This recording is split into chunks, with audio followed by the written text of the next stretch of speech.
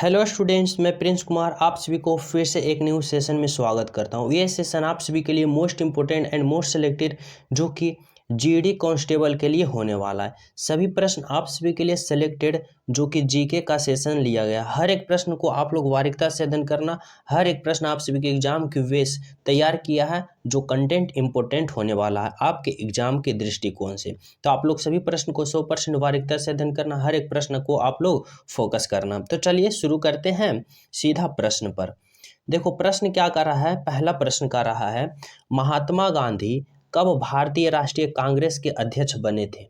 महात्मा गांधी कब भारतीय राष्ट्रीय कांग्रेस के अध्यक्ष बने थे। 1916 में, 1924 में, 1905 में या 1934 में। तो आप सभी को बताना है महात्मा गांधी भारतीय राष्ट्रीय कांग्रेस के अध्यक्ष कब बने थे। तो राइट आंसर होगा वह 1924 ईस्वी में बने थे। महात्मा गांधी भारतीय राष्ट्रीय कांग्रेस के अध्यक्ष 1924 में मात्र एक बार ही बने थे। भारतीय राष्ट्रीय कांग्रेस का अध्यक्ष महात्मा गांधी एक ही बार बने थे, जो कि बेलगांव अधिवेशन में। बेलगांव अधिवेशन 1924 में हुआ था। उसी में महात्मा गांधी ने एकमात्र ही भारतीय राष्ट्रीय कांग्रेस की अध्यक्षता की थी 1924 में, एकमात्र बार ही। समझ गए। अगला प्रश्न है, यहाँ से भी प्रश्न पूछेगा कि महात्मा गांधी भारतीय राष्ट्रीय कांग्रेस का अध्यक्ष कितने बार किए। तो एक ही बार किए थे, बेलगांव अधिवेशन में। समझ गए, इसीलिए इस प्रश्न पे इतना जोड़ दिए। देखो अगला प्रश्न है, बंगाल का विभाजन हुआ था। बंगाल का विभाजन की बात करें तो यह विभाजन 1905 ईस्वी में हुआ था। बंगाल के विभाजन 1905 ईस्वी में हुआ था, जो कि लॉर्ड कर्जन के द्वारा यह विभाजन किया गया था 1905 में, जो कि हिंदू और मुस्लिम की एकता को यह तोड़ने के लिए यह बंगाल विभाजन किया था कि हिंदू और मुस्लिम की एकता टूटे और भारत को और ज़्यादा गुलाम बनाया जाए। इसीलिए 1905 ईस्वी में बंगाल का विभाजन किया था लॉर्ड कर्जन। अगला प्रश्न है, राज्यसभा और लोकसभा की संयुक्त बैठक कौन बुला सकता है। राज्यसभा और लोकसभा दोनों की एक साथ बैठक बुलाने की शक्ति किसके पास है। राष्ट्रपति, प्रधानमंत्री, लोकसभा अध्यक्ष या राज्यसभा अध्यक्ष। तो राइट आंसर होगा राष्ट्रपति के पास। राष्ट्रपति के पास यह शक्ति प्राप्त है कि लोकसभा और राज्यसभा की संयुक्त बैठक करवा सके। यहाँ से एक प्रश्न बनता है इंपोर्टेंट राष्ट्रपति से कि राष्ट्रपति को उसके पद से हटाया जा सकता है महाभियोग द्वारा। क्या महाभियोग द्वारा हटाया जा सकता है, लेकिन महाभियोग की जो विवरण है वह अनुच्छेद कितने के तहत में है। तो यह अनुच्छेद 61 के तहत में दर्शाया गया है राष्ट्रपति पर महाभियोग। तो प्रश्न आप सभी से ऐसे पूछेगा कि राष्ट्रपति पर महाभियोग कितने अनुच्छेद के तहत लगाया जा सकता है। तो अनुच्छेद 61 के तहत लगाया जा सकता है। समझ गए। अगला प्रश्न है, भारत का सदस्य निर्वाचित होने के लिए राज्यसभा का सदस्य निर्वाचित होने के लिए आवश्यक उम्र सीमा कितनी होनी चाहिए। तो राज्यसभा की सदस्य निर्वाचित होने के लिए आवश्यक न्यूनतम उम्र की बात करें तो न्यूनतम उम्र 30 वर्ष होनी चाहिए। कितनी वर्ष? 30 वर्ष होनी चाहिए। Option number B is the right answer. अगला प्रश्न है, उत्पाद शुल्क क्या है। उत्पाद शुल्क की बात करें तो उत्पाद शुल्क क्या है। प्रत्यक्ष कर, अप्रत्यक्ष कर, एक प्रकार की उपभोग या एक प्रकार का विक्रय कर। तो उत्पाद शुल्क की बात करें तो उत्पाद शुल्क एक प्रकार की क्या है, अप्रत्यक्ष कर है। ऑप्शन नंबर अप्रत्यक्ष कर। उत्पाद शुल्क अप्रत्यक्ष कर है। Option number B. अगला प्रश्न है, निम्नलिखित मुगल सम्राटों में से किसने अपना शासन का अधिकांश भाग दक्षिण के राजवंशों को पराजित करने में बिता दिया था। मुगल सम्राट को वह राजा कौन था जो कि अपना अधिकांश समय दक्षिण के राजाओं को पराजित करने में बिता दिया था। अकबर, शाहजहां, जहांगीर या औरंगजेब। तो वह कौन था? वह औरंगजेब था, जो कि अपना अधिकांश समय जो कि दक्षिण के राजवंशों को पराजित करने में बिता दिया था। राइट आंसर क्या होगा? Option number Aurangzeb. अगला प्रश्न है, भारत भारत में निम्नलिखित में से कौन सा एक्ट के द्वारा सांप्रदायिक निर्वाचन वर्ग शुरू किया गया? सांप्रदायिक निर्वाचन वर्ग शुरू किया गया था, तो यह राइट आंसर क्या होगा? राइट आंसर होगा इंडियन काउंसिल एक्ट 1909 के तहत यह शुरू किया गया था। Option number C. अगला प्रश्न है, महात्मा गांधी द्वारा प्रथम कृषक आंदोलन कहाँ प्रारंभ हुआ था? महात्मा गांधी द्वारा प्रथम कृषक आंदोलन कहाँ प्रारंभ हुआ था? बारदोली, डांडी, चंपारण या वर्धा? तो महात्मा गांधी द्वारा पृथक कृषि आंदोलन कहाँ प्रारंभ हुआ था? तो यह प्रारंभ कहाँ हुआ था? यह चंपारण में हुआ था। ऑप्शन नंबर क्या होगा? सी इज द राइट आंसर। अगला प्रश्न है, राजा भोज निम्नलिखित में से किस राजवंश से संबंधित थे? राजा भोज कौन सा राजवंश से संबंधित थे? गुर्जर, परमार, करकोटा या उत्पाल? तो राइट आंसर होगा राजा भोज किस राजवंश से संबंधित थे? तो परमार राजवंश से। Option number B. अगला प्रश्न है, महात्मा गांधी की हत्या नाथूराम गोडसे ने निम्नलिखित में से किस दिन किया था? 25 अगस्त 1947, 2 अक्टूबर 1948, 31 दिसंबर 1947 और 30 जनवरी 1948। तो महात्मा गांधी की हत्या किसने किया था? तो नाथूराम गोडसे ने। और कब किया था? तो राइट आंसर क्या होगा? 30 जनवरी 1948 ईस्वी। 30 जनवरी 1948 ईस्वी को गांधी जी की क्या हो गया था? हत्या हो गया था। लेकिन अगर पूछ दे कि महात्मा गांधी का जन्म कब हुआ था, तो जन्म की बात करें तो यह 2 अक्टूबर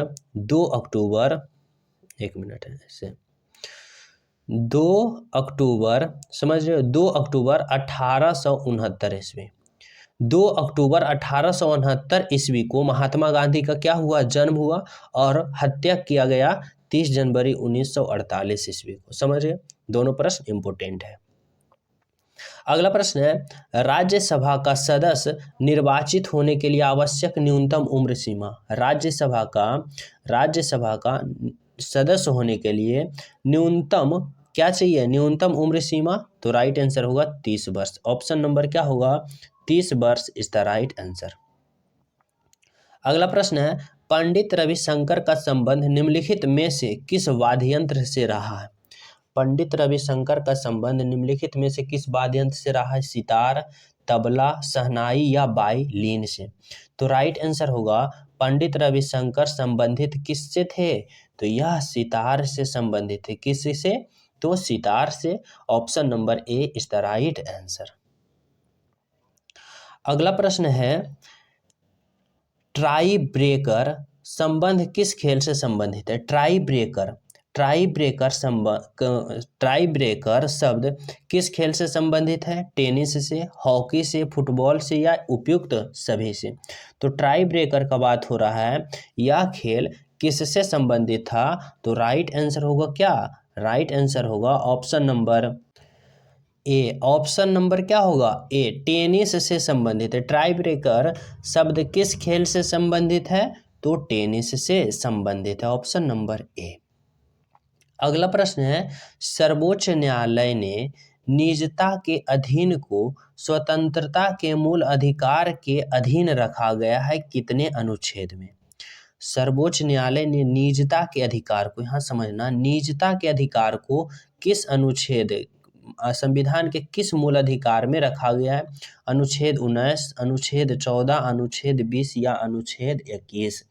तो राइट आंसर होगा अनुच्छेद 21 के तहत रखा गया है। ऑप्शन नंबर क्या होगा? ऑप्शन नंबर अनुच्छेद 21।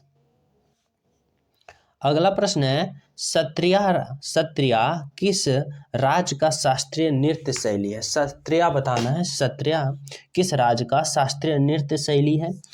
असम, मणिपुर, असम, उत्तर प्रदेश या आंध्र प्रदेश? तो सत्रिया जो शास्त्रीय नृत्य है यह कहाँ का है? तो यह असम का शास्त्रीय नृत्य है। ऑप्शन नंबर क्या होगा? B is the right answer. अगला प्रश्न है, नागल किसके लिए जाना जाता है? नागल जो है किसके लिए जाना जाता है? तांबा, परिशोधक, उर्वरक या पेनिसिलिन उद्योग? तो नागल की बात हो रहा है। नागल किसके लिए जाना जाता है? तो यह उर्वरक के लिए जाना जाता है। ऑप्शन नंबर उर्वरक इज द राइट आंसर। अगला प्रश्न है, वह बल जो पृथ्वी के अपने धुरी पर घूर्णन करने के कारण उत्पन्न होती है और हवा की दिशा को प्रभावित करता है, उसे क्या कहते हैं? गुरुत्वाकर्षण बल, कोरियोलिस बल, दाब प्रवणता या फिर घर्षण बल। तो उसे हम क्या कहते हैं? वह बल जो पृथ्वी को अपने केंद्र पर घूर्णन करने के लिए कारण उत्पन्न होता है और हवा की दिशा को परिवर्तित करता है, उसे हम क्या कहते हैं? तो उसे हम क्या कहेंगे? गुरुत्वाकर्षण बल। ऑप्शन नंबर ए। अगला प्रश्न है, पृथ्वी का वाह्यतम हिस्सा कौन सा है? पृथ्वी का वाह्यतम हिस्सा बताना है, कौन सा है? एस्थेनोस्फीयर, मॉटल, कोर या फिर क्रस्ट। तो पृथ्वी का वाह्यतम हिस्सा कौन सा है? तो राइट आंसर होगा क्या? Crust. Option number D is the right answer. Next प्रश्न है, मदुरई मंदिर राज्य में कुंटूकर गिरी पर स्थित है। मुरुदेश्वर मंदिर जो है किस राज्य के कुंटुक गिरी पर स्थित है? केरल राज्य, तमिलनाडु, उड़ीसा या कर्नाटक राज्य में? तो मुरुदेश्वर मंदिर किस राज्य में स्थित है? तो यह कर्नाटक राज्य में स्थित है। ऑप्शन नंबर कर्नाटक राज्य में कंटुक गिरी पर्वत पर स्थित है। Option number D. अगला प्रश्न है, किस वर्ष में भारत के गवर्नर जनरल को वायसराय की उपाधि दी गई थी? किस वर्ष गवर्नर जनरल को वायसराय की उपाधि दी गई थी? 1876, 1905, 1857 या 1858? तो किस वर्ष भारत के गवर्नर जनरल को उपाधि क्या दिया गया था? वायसराय। मतलब पहले गवर्नर जनरल कहता था, उसके बाद फिर उसका नाम क्या कर दिया? वायसराय। तो राइट आंसर होगा 1858 ईस्वी में गवर्नर जनरल का नाम बदलकर क्या कर दिया गया? वायसराय कर दिया गया। Option number D. अगला प्रश्न है, इनमें से किस अवसर पर चंद्र ग्रहण होता है? किस अवसर पर चंद्र ग्रहण होता है? पूर्णिमा, प्रथम क्वार्टर, तृतीय क्वार्टर या अमावस्या को? तो किस अवसर पर चंद्र ग्रहण होता है? तो चंद्र ग्रहण की बात करें तो यह पूर्णिमा को होता है। ऑप्शन नंबर ए। नेक्स्ट प्रश्न है, फ्रिंडियल गांधी के से कहा जाता है? फ्रिंडियल गांधी के नाम से कौन जाना जाता है? राजीव गांधी, खान अब्दुल गफ्फार खान, लियाकत अली खान या राम मोहन लोहिया? तो फ्रिंडियल गांधी किसे कहा जाता है? तो राइट आंसर क्या होगा? राइट आंसर होगा खान अब्दुल गफ्फार खान को क्या कहा जाता है? फ्रिंडियल गांधी। Option number B. अगला प्रश्न है, निम्नलिखित में से कौन सा देश भारत का सीमा से नहीं लगता है? चीन, ताइवान, बर्मा या भूटान? तो कौन सा देश है जो भारत के सीमा से नहीं लगता है? चीन तो लगता है, आगे क्या है? बर्मा जिसे म्यांमार कहते हैं लगता है, भूटान लगता है, लेकिन ये ताइवान जो है वो भारत की सीमा से नहीं लगता है। तो राइट आंसर क्या होगा? ताइवान।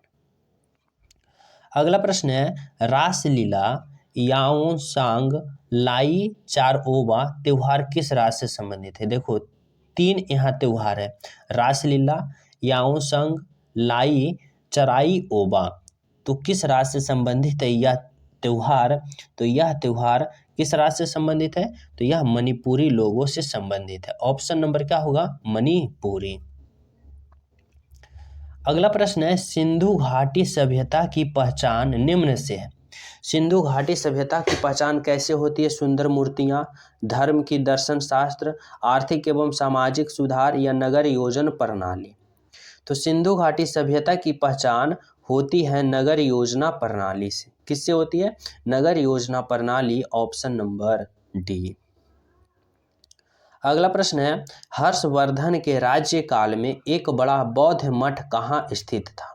हर्षवर्धन के राज्यकाल में एक बड़ा बौद्ध मठ कहाँ स्थित था? पाटलिपुत्रा, वैशाली, कांचीपुरम या नालंदा में? तो राइट आंसर क्या होगा? राइट आंसर होगा ऑप्शन नंबर नालंदा में। Option number D is the right answer. अगला प्रश्न है बोगीबील सेतु किस राज्य में स्थित है? बोगीबील सेतु किस राज्य में स्थित है? मेघालय, असम, मिजोरम या सिक्किम में? तो बोगीबील सेतु किस राज्य में स्थित है? तो यह किस राज्य में स्थित है? तो यह मिजोरम राज्य में स्थित है। किस राज्य में स्थित है? मिजोरम राज्य में। Option number C. अगला प्रश्न है राष्ट्रीय आय का आधार क्या है? राष्ट्रीय आय का आधार क्या है? सॉरी, माफ कीजिएगा, 1 मिनट। बोगीबील सेतु किस राज्य में है? तो यह असम में है। माफ कीजिएगा, यहाँ पे किस राज्य में है? असम में। बोगीबील सेतु याद रखना, बोगीबील सेतु असम राज्य में स्थित है। समझ गए? अगला प्रश्न है राष्ट्रीय आय का आधार क्या है? राष्ट्रीय आय का आधार क्या है? तो राष्ट्रीय आय का आधार है राज्य द्वारा उपार्जित शुद्ध लाभ एवं किए गए खर्च। राष्ट्रीय आय क्या होता है? शुद्ध लाभ एवं किए गए खर्च। समझ गए हो? तो क्या होता है? राष्ट्रीय आय का आधार होता है किसके द्वारा? राज्य के द्वारा। समझ रहे हो? ऑप्शन नंबर सी। नेक्स्ट प्रश्न है निम्नलिखित में से कौन सा ग्राम पंचायतों का आय का एक स्रोत नहीं है? ग्राम पंचायत के आय का एक स्रोत नहीं है। आयकर, बिक्री कर, पेश कर या लेविस शुल्क? तो राइट आंसर होगा लेविस शुल्क। लेविस शुल्क जो कि ग्राम पंचायत का आयत का स्रोत होता है। यहाँ पे देख सकते हो निम्नलिखित में से कौन सा ग्राम पंचायत की आयत का स्रोत होता है? तो लेविस शुल्क जो कि ग्राम पंचायत के आय का स्रोत होता है। ऑप्शन नंबर क्या होगा? D is the right answer, levies शुल्क। अगला प्रश्न है पीसो किस देश की मुद्रा का नाम है? मतलब पीसो किस देश की मुद्रा का नाम है? क्यूबा, बरमूडा, ग्रेनेडा या फिर जमैका? तो पीसो किस देश में चलता है जी? तो पीसो राइट आंसर होगा क्यूबा देश में चलता है। मतलब क्यूबा देश की मुद्रा का नाम क्या है? तो पीसो है। Option number A is the right answer, peso. अगला प्रश्न है भारतीय अर्थव्यवस्था है। भारतीय अर्थव्यवस्था कैसी है? निर्देशित अर्थव्यवस्था, बाजार अर्थव्यवस्था, पारंपरिक अर्थव्यवस्था या मिश्रित अर्थव्यवस्था? तो भारतीय अर्थव्यवस्था कैसी है? ये प्रश्न आप सभी को होमवर्क के रूप में दे रहा हूँ। नॉर्मल प्रश्न है, राइट आंसर आप लोग जरूर करना। जो न्यू हो चैनल पे सब्सक्राइब कर लेना और बेल आइकन दबा लेना, क्योंकि ऐसा वीडियो आप सभी के पास पहुँचना बहुत ही अति आवश्यक होता है। तो चैनल सब्सक्राइब कर लेना। वीडियो पसंद आए तो वीडियो को लाइक करना। टेलीग्राम का लिंक डिस्क्रिप्शन में, वहाँ भी ज्वाइन हो जाना। मिलते हैं सभी स्टूडेंट को अगले क्लास में। कमेंट में इसका राइट आंसर बताना जरूर। जब तक सभी स्टूडेंट को जय हिंद।